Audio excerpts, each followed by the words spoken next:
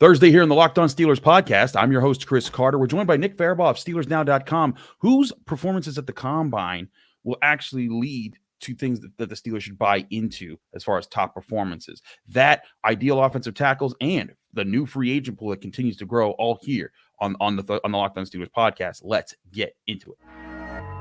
You are Locked On Steelers, your daily Pittsburgh Steelers podcast, part of the Locked On Podcast Network, your team every day.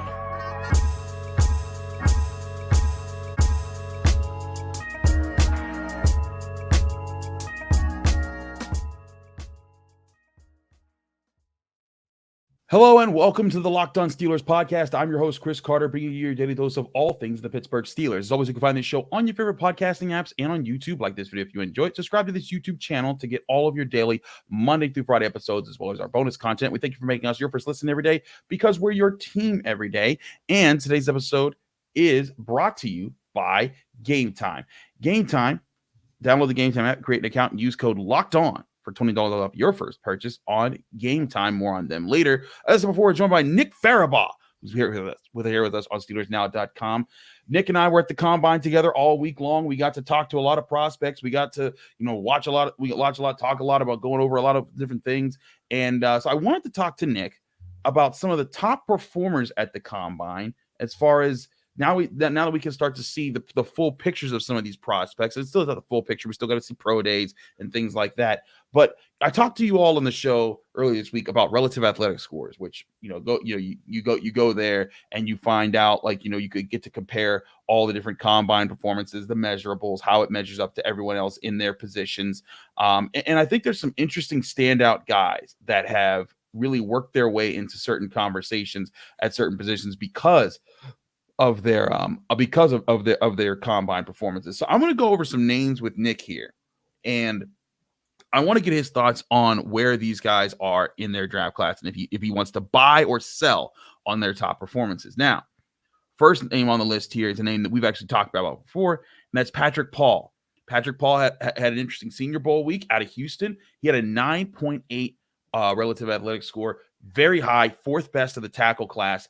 The closest to Joe Alt of guys who I hear being considered legitimately as potentially a first-round pick. Nick, are you buying or selling on the athletic traits that Paul has combined with the tape that you've studied? Buying the athleticism, selling the tape. That's what I'm doing on this one. So I'm combining it because the athleticism is there. This guy has traits. He's huge. He moves really well for his size. Brother, when you talk about molding a piece of clay, this is that guy. I mean, he has all the traits, but he's very raw. And we saw this at the Senior Bowl too. His pass pro, specifically his hand usage, is all over the place. His punch timing, all of that. It's just rough. The footwork's a little clunky. He can be a little bit too rushed into his drops, can open kind of that door and let guys inside of him, even though he has length. He really, really, really kind of gets too much caught up, in my opinion, in using the athleticism at times rather than focusing on the technique. So I like Paul's demeanor. I think in the run game, he's got some nice aggression to him. So I like this guy. He's a top 50 pick because of these athletic traits. But if I'm a team, for example, like the Steelers, not picking him at 20. But if he came back around and he was at, say, 51, I think you do have to think about it. Let's go with another guy right below him in relative athletic score, and that's Talisa Fuaga of Oregon State, a 9.71 there. There are some people, Nick, that are putting him, we talk about the relative athletic score. There's some people that put him as OT2 right behind Joe Alt. Where do you have him? Yeah, are you buying or selling? I got to frame this the right way because we're doing a segment. Okay. I'm buying on Talisa Fuaga on all accounts. This guy's an awesome player, man. He is like a top 12 player in this class. He is a absolute mauler in the run game. The athleticism shows up on tape. The pass pro, it can get a little bit of trouble because he doesn't have super long arms. He's only about 33 and a half, I think. Might be 32 and a half, actually. I can't remember which exactly, but his arms aren't super long. So sometimes you can get speedier rushers that can bend around the edge that can get him a little bit deeper into his sets. But he's really polished with his hand usage. He's a really patient tackle, can mix up his sets, can play aggressively or sit back and catch rushers as well. Brings the fight to them in the run game, though. He's a real mauler. Like, this is a great fit, for example, if he did fall to 20. I don't expect him to. There's a lot of buzz right now around him going potentially top 15. I do believe that, too. So buying Taliese Fuaga completely. The tape, the athleticism, Carter, it's all there. This guy is a really good player. And if you want to know what OT rank for me he is, he's OT4. He's OT4. Okay. That's really interesting here. Let's move off of offensive tackles. Let's spread it around a little bit and look at some other guys here in other groups here. Let's look at a different guy. Kyrie Jackson had a 9.7 relative athletic score. I've loved Kyrie Jackson, just his tape, how he looked at the Senior Bowl. He has that ideal Steelers cornerback length that they've liked right now at 6'3". Where do you see Kyrie Jackson? Are you buying or selling on him being on his combine performance, making you want him in the draft? Dude, I'm buying on him. Like, I don't understand why Kyrie Jackson doesn't have more hype behind him. I understand, like, the journey is a little bit different, right? Went to Alabama, was a special teamer there, but goes to Oregon, and he balls out. Like, he was awesome at Oregon. What he did at Oregon proved that he could be a guy with length that can step up and play press. He can step back. He's fluid enough to flip his hips and play in zone. He's got good zone eyes. He could play special teams, so if you get him and he's not a starter right away, you know you're getting a plus gunner and a plus special teamer. He's physical and willing as a tackler, and then he's this really good athleticism, like the build. If you were building an all off the bus team, like Kyrie Jackson would probably make it, Chris. Like, even in this class, like, he just looks like a very, very big corner. He's a huge corner. If you're fitting in those what Mike Tomlin dubbed avatar corners, which is what Joey Porter Jr., Darius Rush, and Corey Trace are, like, Kyrie Jackson fits right in with that. He fits in right with their philosophy. I'm buying in with him, but from what I've heard, like, some people we're saying top 100 after the Senior Bowl. Now all of a sudden I'm seeing him mocked in like the 110s, 120s. Like, I don't know what happened there. Maybe it was just other guys that people caught up to and put up the board, but Kyrie Jackson is a top 100 player in this class. Let's switch to receiver real quick. Ricky Pearsall, wide receiver out of Florida, relative athletic score of 9.78. I like his toughness. I like his grit. I think that he could be a tough receiver. I think that fits very much. I feel like he's a lunch pail type of wide receiver. Like he reminds me of Hines Ward in like how physical he can get when he wants to be to finish a play. At least it's in the things that I've seen at times. Where do you see him? Are you buying or selling on him having the right measurables and combine performances?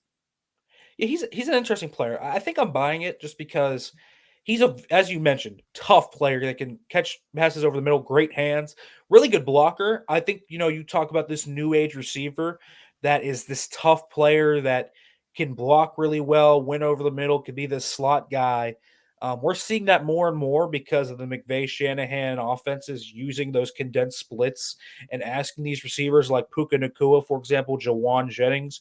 These are the prototype guys I'm talking about when I'm talking about these tough guys that are going into block.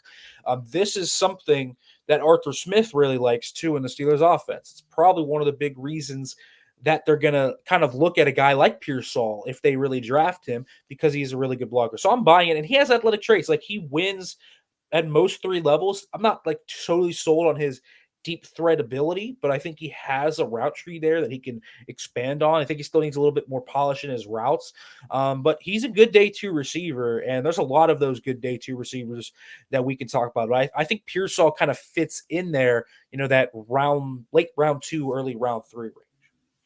I feel you on that. I think that he could be that's an interesting spot. And I think that's where the sweet spot is for the Steelers this year if they want to go get a wide receiver. Last thing here, Nick, on buying or selling. Give me one player in any position that the Steelers are legitimately looking at that you think that their combine performance hyped them up, and Steelers fans are like, okay, I'm here for it, but you're selling them because you don't like their tape. I'm selling them because Tyler Guyton. That's what I'm selling. Tyler Guyton. I'm thinking Tyler Guyton. Now, Tyler Guyton, I get it. People are like mocking him at 20 because in some of these mocks, you have all of those tackles and Jackson Powers Johnson gone. Quinyon Mitchell shot up boards now, and I get it. So the guy that's left there, and everyone's like, they need O-line. So Tyler Guyton's the pick. This guy is a project. He is so raw. And it doesn't preclude me from like arguing for him in the back half of round 1. If you are the 49ers and you have Trent Williams and Colton McKivitz who are filled in as stars and you want to take Tyler Guyton because he ain't going to take the field till year 2, go for it. If you're the Steelers who need this guy to play at right tackle probably year 1 at some point, or you would like to play him there in year 1 at some point, I'm out on it. His hands are all over the place. He's got the aggressiveness, but his footwork is still a little messy. It's kind of choppy. He needs to get more in-depth into his sets. Doesn't fully have the repertoire there. Has great tools. He's very athletic. So the RAS is going to really like Tyler Guyton, and rightfully should. He's a very athletic player. But the technique is so raw that he's just going to have a steeper learning curve, especially in the run game. I feel like, he's raw in pass pro, but he might be even rawer in the run game. So I'm selling Tyler Guyton at 20. I don't think he's worth the 20th overall pick. On the other side, the guy that is putting his name to the 20th overall pick discussion is Troy Fautanu of Washington. We talked a little bit about him off air, but 34.5-inch arms was just such a huge measurement for him. That Steelers now have 6 legitimate offensive tackles if they fell to 20 that I think they would be comfortable taking. Well, they might need all 6 of them because there's a lot of teams that I think that are going to be going after tackles early on in this draft class. We'll talk more about those offensive tackles in the next segment right here on the Locked On Steelers podcast. Chris Carter, Nick Farabaugh, stick with us. We'll be right back. But first, I want to remind you this show is brought to you by eBay Motors. Passion, drive, and patience. That's what brings home the winning trophy, and it's also what keeps your ride or die alive. eBay Motors has everything you need to maintain your vehicle and level it up to peak performance. From superchargers to roof racks, exhaust kits, LED headlights, and more, whether you're into speed, power, or style, eBay Motors has got you covered. With over 122 million parts for your number one ride or die, you'll always find exactly what you're looking for. And with eBay's Guaranteed Fit, your part is guaranteed to fit your ride every time, or your money back. Because with eBay Motors, you're burning rubber, not cash. With all the parts you need at the prices that you want, it's easy to turn your car into the MVP and bring home that win. Keep your ride or die alive at ebaymotors.com. Eligible items only. Exclusions apply. eBay's Guaranteed Fit only available to U.S. customers.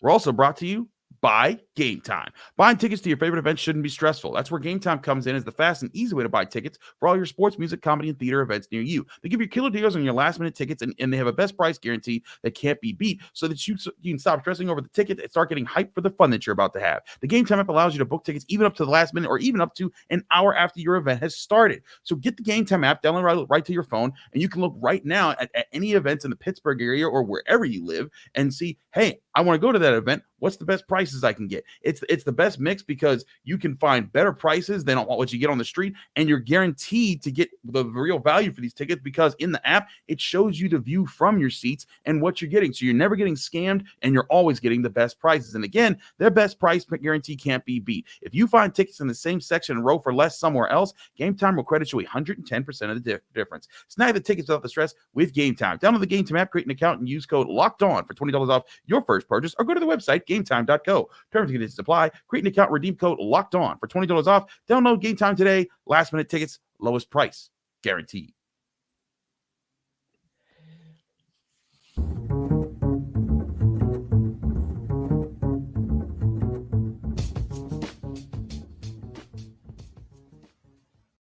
Back here in the Locked On Steelers podcast, Chris Carter, Nick Farabaugh talking about the Steelers draft plans and looking more into the combine and everything. Let's talk specifically about that offensive tackle class. So you said there were 6 guys that you see as guys who are legitimate first round picks who, if they fall to the Steelers, they got to take them, that would be an ideal situation for them for the Steelers to take them. So when you're saying 6 guys that could fall to them, this is excluding Joe Alt, right? And Olu Fashanu, guys like that are definitely going to go super early. Yeah, so really there's 4 because I think we know that Alt and Fashanu are not going to make it. Okay. Right? So yeah, there's 6 guys technically. Fashanu's had some weird fall recently in some mocks. I don't get it. Yeah, I don't understand that. But if that happens, Steelers should be like, thank you. I'll take that. If he gets to 15, he's the type of guy you move the board for. I really think you go up and get him. Same. He's that type of player to me. So, I mean, Fashanu is a great player. But the 4 guys that I really see as okay, semi-realistic, we think it might happen. Taliese Fuaga, J.C. Latham, Amarius Mims, Troy Fautanu. It's those 4. So those 4 tackles, I mean, you can separate them by minuscule things. I mean, we're talking about all top 20 players on my board to me. So, Steelers pick a 20. They're all going to be better value than the 20th overall pick to me. Because you look at all these guys, and yeah, they're different flavors. Like Latham's a bit more of a big mauler type, but they're all pretty good at different things and they're all pretty polished. So none of them are like true big time projects.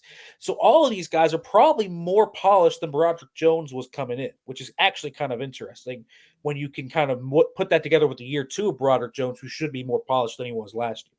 So Latham is a really good player. Fuaga is a really good player. Fatanu is a really good player. Mims is a really good player. And three of them are right tackles. That's big because we know that apparently Omar Khan wants him to move back to left tackle. They want to move Broderick Jones back to left tackle. Now, Fatano's a little different. He is a left tackle, so that's a little different and a little bit more of a question. But, man, I look at these guys, and you separate them by the littlest things because on tape, they all have great movement skills. They all are pretty polished with their footwork. Some of them have hand usage inconsistencies here or there. Maybe some of them play a little higher than others. But it's a really, really good tackle class. So if you need a tackle and the Steelers do need a tackle, you're in luck. They might have to move up a little bit like they did last year. You might have to jump the Bengals, for example, at 18 to go get, I don't know, Amarius Mims or J.C. Latham if they fall. But I think they're going to be in a pretty good spot to be able to find one of these guys and land one of them at 20. I think that would be an awesome spot for the Steelers to be in. I look at this class and it makes me wonder, the Steelers, they're looking for a right tackle. They want to move Broderick Jones back to left. They want to be in that situation.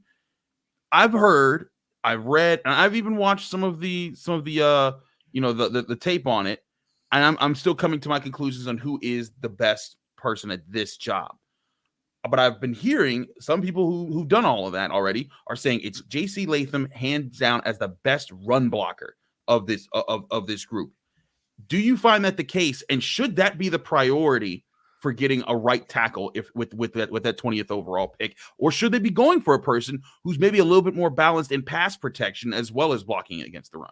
Yeah, well, do you want to? I guess it's asking, do you want to build on Broderick Jones' strength, which is run blocking, or do you want to mask a little bit of Broderick's weakness? Because Broderick is not a great pass protector. That's what he was raw at coming out. So you can kind of decide what you want. Now, for the Steelers, I think because they are running the ball so much with Arthur Smith's scheme, doesn't matter how the scheme ends up, whether that is wide zone, if they mix in some of the old gap stuff, they're going to be running the ball extremely well. Latham was playing at 365. He came in at the combine 25 pounds lighter than that, which is crazy.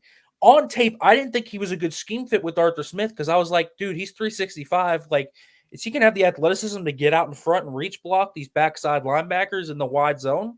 Like, I don't know if he is. Dude, then I saw him go out there at 340 and like, yeah, he can do it. If he plays at 340, he can do it. I'm very interested to see how he looks at 340. The body looked kind of different, and he just looks like more fluid in his lower body. He's strong. He's got great torque and great core strength. I love that about him. That's why he throws guys on tape. I mean, physically escorts them out of the frame, Chris.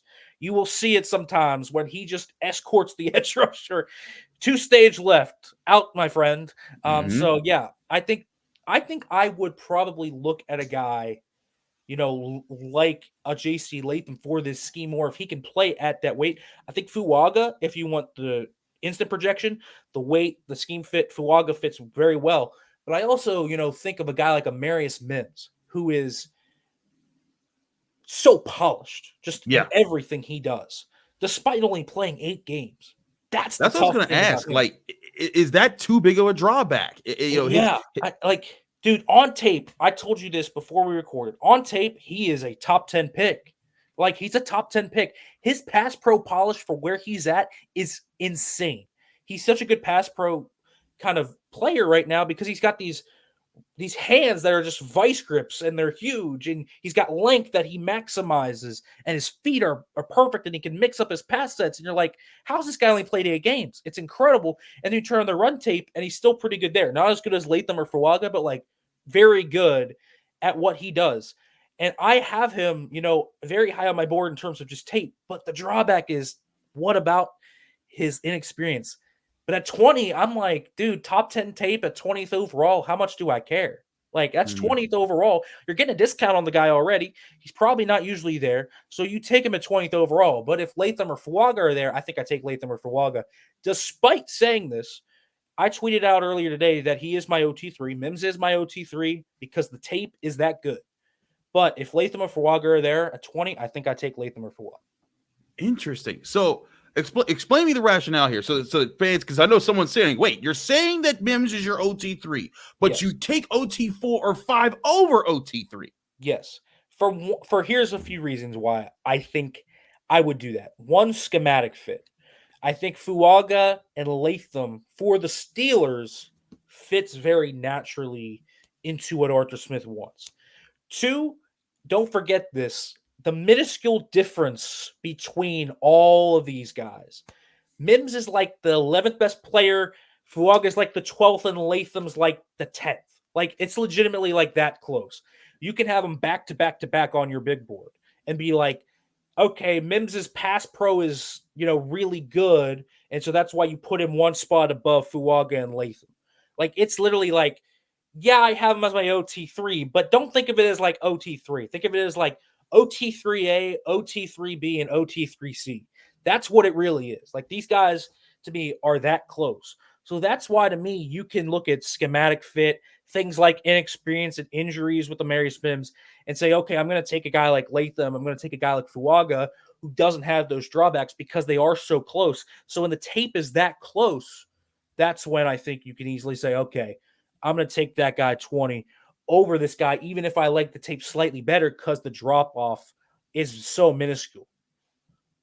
I feel you, man. And it's about finding why you got ranked somebody. Like I tell people all the time, don't ask me for my complete big board until like early April, because even now, like, I'm still like, now's when the time. Now I've seen the combine. I've had some tape. This is when I'm starting to like do deep dives into tape, and I don't even always I don't react to tape like when right away. Like, when I look at tape, I'm like, okay, let me take on that, let it marinate, let me think about it a little bit more, and then I'll give you my reactions once I compare and contrast that with other guys in the class. And then when I do that, then that's when I put things together for people. So like, people that want that, like for me, I'll have like a big board here and there. Like, I do one for the Post Gazette, and like, it's real. I'm doing a lot of research for it, but it's just like top 5 at every position, and that's a lot different from me doing like a top. Like last year, I think I had the top 100 players that the Steelers should be looking at.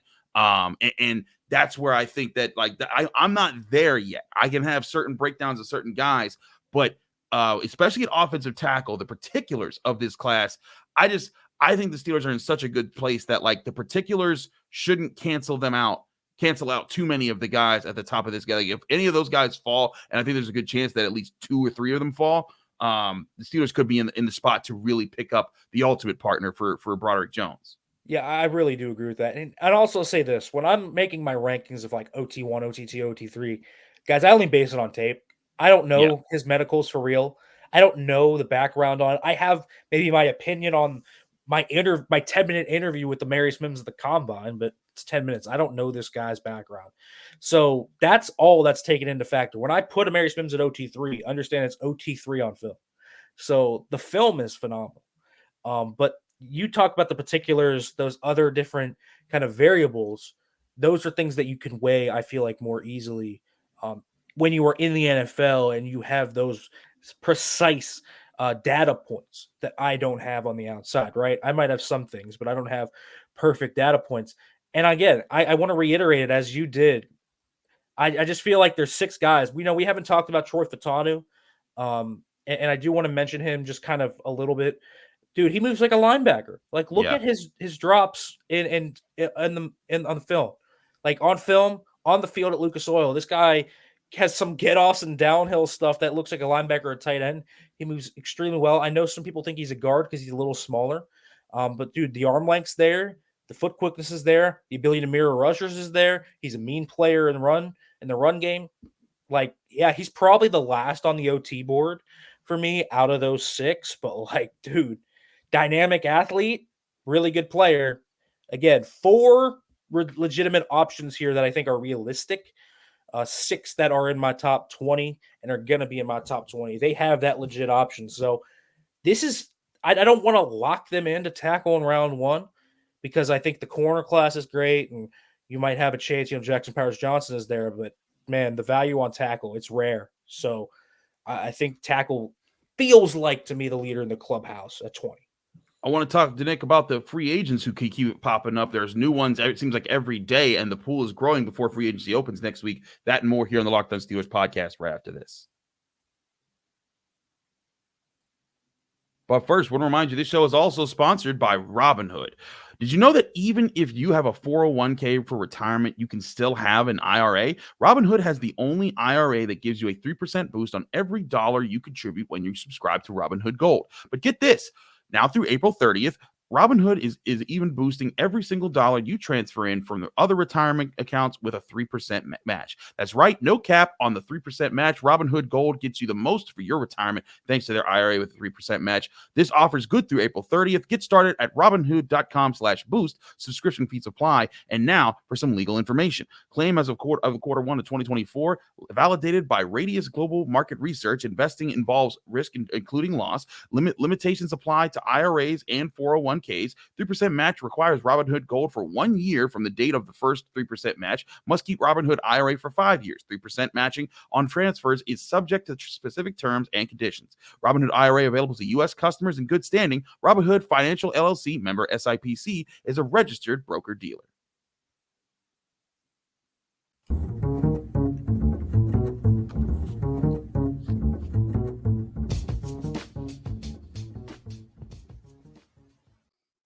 Back here in the Locked On Steelers podcast, Chris Carter, Nick Farabaugh going over things in the drafts for a bit. Now let's switch to free agency. Nick, the free agency pool keeps growing right now.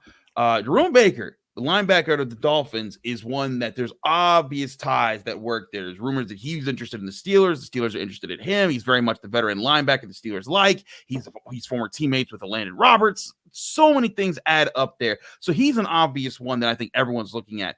But who are some other free agents that I think that people weren't considering to be available because they weren't available that the Steelers should be looking at? You got like what Darius, I think it's Darius Williams for the Jaguars is a corner that people are talking about. Mitch Morse, the center from the Bills that just got released.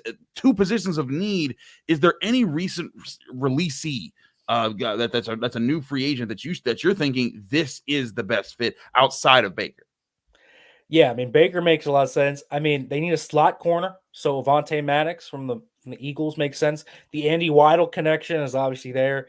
Maddox just can't stay healthy, but when he is healthy, he's a pretty solid guy.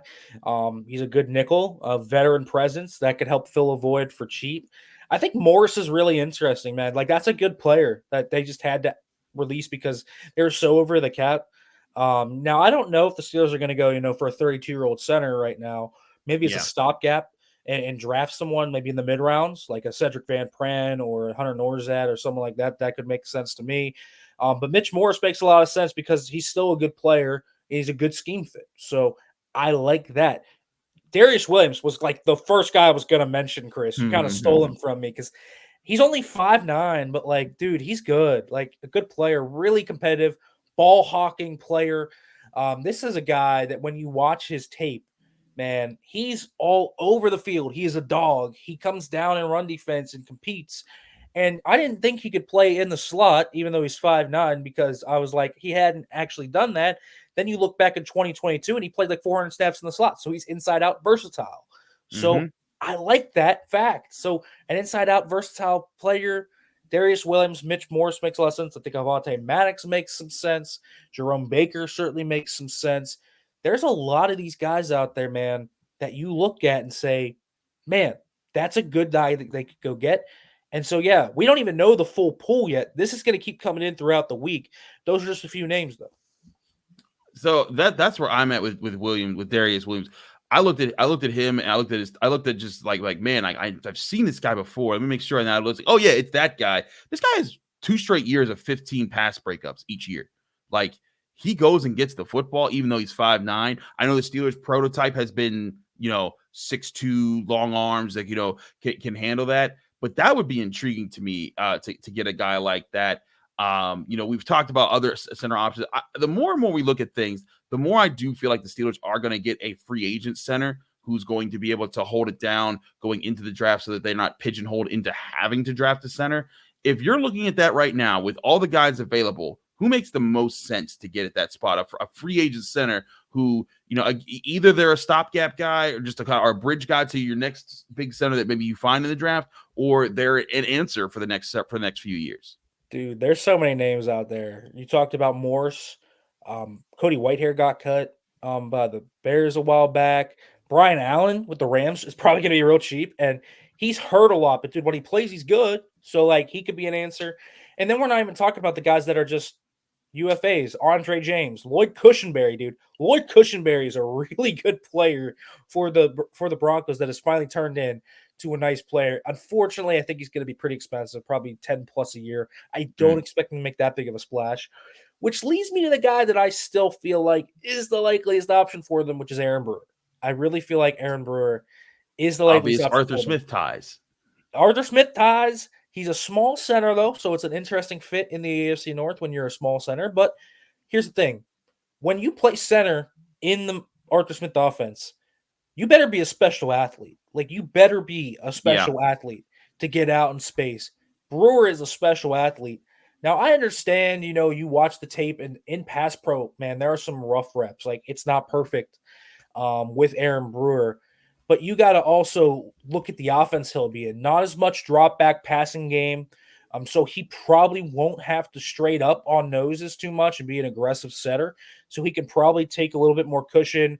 Could probably be around more of a manageable pocket too. The guards that he played with last year struggled at times. Last year he's playing with a rookie and Peter Skoronski at times. So he got some tougher assignments, had to step up. He's a bit of an interesting player because you're probably going to pay him $7 a year, $6 a year, somewhere around there.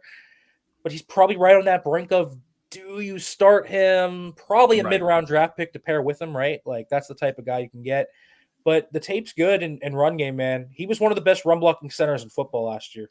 And that is not an exaggeration. You watch that tape and the way he moves guys, the way he gets out in space, it's special to watch that.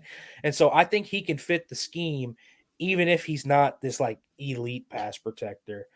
Can you get him up to average pass protector? Because this will be his second year playing center because he moved there. So can you get him up to there? And I think, with better pocket management and with some better guards around him, I think you can expect some positive regression there. I think it's an interesting thing to watch. We'll keep you up to date here on the Locked On Steelers podcast with all the things that they do. The free agency starts next week. We'll see things there. You can find Nick Farabaugh. Nick, tell them where they can find you and all your work. Yeah, you can find me on X at Farabaugh Twitter on Farabaugh and then you can read the stuff at SteelersNow.com. Make sure to check it out. We put out good stuff there, free agency, draft, whatever you might like. Make sure to read stuff over there. Absolutely. He's Nick Farabaugh. I'm Chris Carter of the Locked On Steelers podcast. Follow me on Twitter and Instagram at Carter Critiques. Read my work at the Pittsburgh Post-Gazette, post-gazette.com for there. As always, find me here on Monday through Friday on the Locked On Steelers podcast, talking your Pittsburgh Steelers every single day on your favorite podcasting apps and on YouTube. Back tomorrow talking more of your Pittsburgh Steelers right here on the Locked On Steelers podcast.